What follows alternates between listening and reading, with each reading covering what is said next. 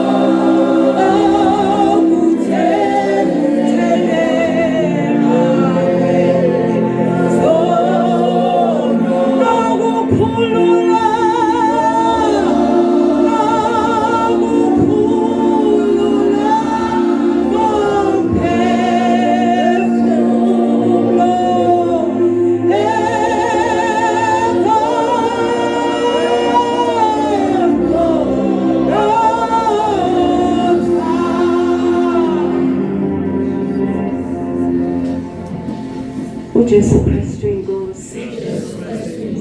uJesu Kristu inkosi ngiyabingelela baba umpostoli ngiyabingelela umama umpostoli baba umfundisi wefraternal nawo bonke abefundisi abakhona omama obaba abasha nabancane ngegama lenkosi yethu Jesu Kristu ngithi uJesu Kristu inkosi gama lambazalwane uMthobile wakambhokane eMafakatini ngimbonga kakhulu uNkulunkulu ngomusa angenzele wona iwona kakhulu nje bazalwane uhamba phambili umusa ngoba kukho mina engakwenze ngathi ngithi inkosi mina ngangifanelwe insindiso kukhona la ukuthi mawuthi uyabuka endleleni yakho yokumkhonza uNkulunkulu uthi mawuthi uyabheka uthi inkosi ngifike kanjani la ngoba ngokwami endleleni yokukholwa ngangizitshela ukuthi sekulungile kodwa uNkulunkulu wangitshengisa ukuthi uhamba likakapheli lisalude khona lokhu mina engisasalele kona mina kade ngizitshela sengikubambe konke ingakho sonke isikhathi uma uhamba khona ngithi mangibuka ngibuka uNkulunkulu angenzele kona ngifike entabeni yendlu kaJehova kuyabonelelwa ngafunda izinto ezintsha ngifunda inkonzo yokubuya ukuvuma izono ebese ngithi impela angikwazi ukuhamba endleleni ngishaya isifuba ngithi sengikubambe konke ngoba wena Nkosi wena omenzelayo umuntu kunezwi lapha yakho kwiziKorinte zesibili chapter 27 uverse 6 elithi izwi likaNkulunkulu uJotham wathatha emva kwababo wakhe ukuba inkosi yakaJuda uthi lo verse 6 uyinkosi uJotham yalungisa indlela zayo phambi kaJehova uNkulunkulu wakhe yalungisa izindlela zayo ngithi mangibuka ngithi inkosi ngokuthi ungibeke entabeni yendlu kaJehova kuyabonelwa ingoba ufuna ngilungise indlela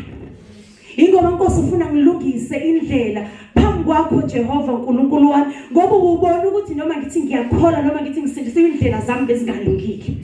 indlela yami bingahambi ngokufanelekileyo phambi kobuso indlela zami bezingaphelele kepha wena Nkosi ungibeke endleleni endaweni la izindlela sizolungiswa khona la ngibona phambili la ngibona inkosi ithi hayi la awunyatheli la ngibona inkosi ithi lokho umntwana wami akakwenzi la ngizwa khona inkosi ngikhuza entweni kade ngingalibona ngikhuze kakuzo ngoba inkosi singibekile la kulungiswa khona izindlela ngibonge inkosi uJesu Kristu inkosi amen.